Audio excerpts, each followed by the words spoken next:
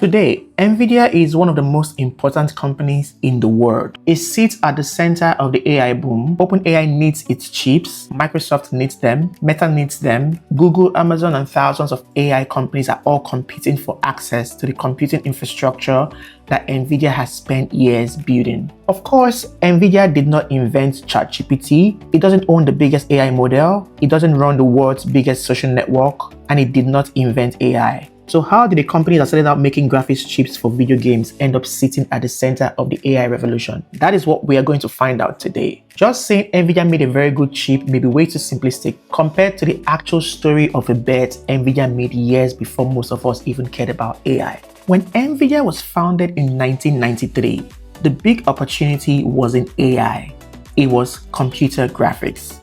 Video games were becoming more sophisticated, computers were getting more powerful, and rendering realistic 3D graphics required huge amounts of computation. So Nvidia built GPUs. These were specialized processors that were designed to perform lots of calculations at the same time. And this architecture turned out to have a very interesting property. A GPU did not necessarily care whether it was calculating the position of a pixel in a video game or performing another huge mathematical operation. So Nvidia started asking a much bigger question. What if we could use the GPU for things that had nothing to do with graphics? And in 2006, Nvidia introduced CUDA, which would call CUDA. CUDA allowed developers use Nvidia's GPUs for general purpose computing. And this decision would become one of the most important things Nvidia ever did. Because now, Nvidia wasn't just selling a graphics processor, it was creating a computing platform. And somewhere else in the world, researchers were trying to figure out how to make computers better at something that would eventually need a crazy amount of computing power, which of course, you guessed right, is AI. For decades, researchers had been experimenting with neural networks. But one of the big problems was that training these systems would require a massive amount of computation. And GPUs were very good at this kind of parallel mathematics. Then in 2012, researchers at the University of Toronto entered a neural network called AlexNet into the ImageNet competition. This competition is where computers were challenged to recognize objects in millions of images. And AlexNet absolutely changed the game. It achieved a top 5 error rate of about 15%, compared with roughly 26% for the second best system. That is a massive improvement.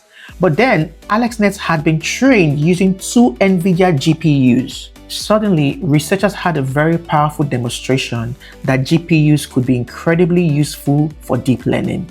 And Nvidia had already spent 6 years making its GPUs programmable through CUDA. So something that initially looked like a bet on general purpose computing suddenly became incredibly relevant to AI. But Nvidia still hadn't won AI yet at this point. It just had something more valuable, which is a head start, of course. And now it had to turn that head start into a moat. Now, Nvidia could have simply said, great, people like using our GPUs for AI, let's sell them more GPUs and go to sleep. But no, instead, it started building around them. Nvidia started developing software libraries specifically for AI and also optimized its hardware for deep learning workloads. Nvidia also introduced tensor cores, which are specialized hardware designed to accelerate the mathematical operations used heavily in AI. It also built systems like DGX. DGX basically completes AI computing machines rather than just individual chips. And then it bought Mellanox, a networking company. Why, you may ask? Because once you have thousands of GPUs working together, the problem isn't only how quickly each GPU can calculate, it is also how quickly they can talk to each other. And Nvidia kept doubling down on building the entire stack. Now, not just chips, but chips plus software plus networking plus systems. And that makes a whole world of difference, because if you're a developer who has spent years learning CUDA, if your software has been built around Nvidia's libraries, if your infrastructure is designed around Nvidia hardware, if your engineers know how to optimize models for Nvidia, then replacing Nvidia is not just as simple as buying somebody else's chip. You have to replace an entire ecosystem. And Nvidia has spent about a decade building that ecosystem. Then in 2022, the world literally changed overnight. OpenAI released ChatGPT in November 2022.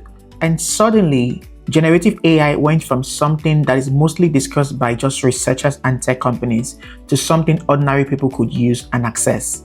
Businesses, startups, cloud companies, name it, they all wanted AI. Everyone suddenly wanted to train and run very large AI models. And all of that required one thing. They require computing power. This is something we've discussed time and again on this channel.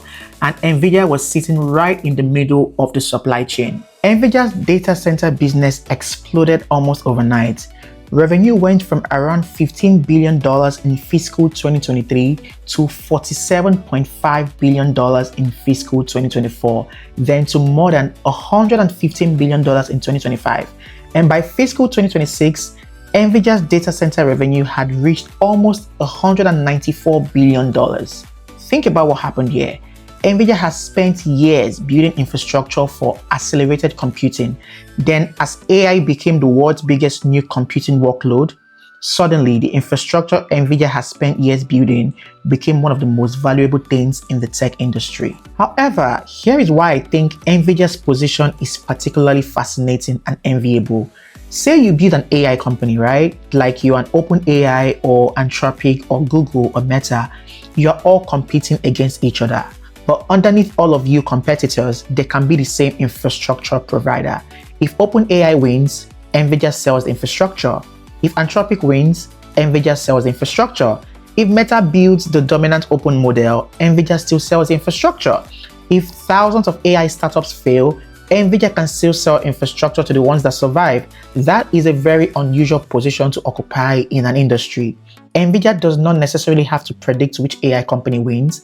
It can sell to the companies trying to win. And this is why I think calling Nvidia just a cheap company misses what's actually happening here. Nvidia has become more of an infrastructure company. But then, can Nvidia actually keep all this power? Now, this is where we can attempt some challenging, because Nvidia's dominance might not forever be guaranteed. Google has its TPUs, Amazon has Trainium, AMD has its own AI accelerators, Microsoft and Meta are developing their own chips, and every major tech company has an incentive to reduce its dependence on Nvidia. Because if you're spending tens of billions of dollars on AI infrastructure, you probably don't want one company controlling such a critical component of your supply chain. So Nvidia's biggest advantage may not actually be the chip. It may be everything around the chip, from the software to the developers, to the libraries, the networking, the systems, the relationship with cloud providers, the experience, the installed infrastructure, and of course, the fact that a huge amount of AI software has already been built around its ecosystems. So I know what you're wondering, right? Like, can somebody make a chip that competes with Nvidia, you may ask? The answer is, well, they probably can. The harder question, however, would be, can somebody actually replicate the ecosystem that Nvidia has spent decades building? That is a much bigger fish to fry, I would say. So in all, is Nvidia the most important company in AI?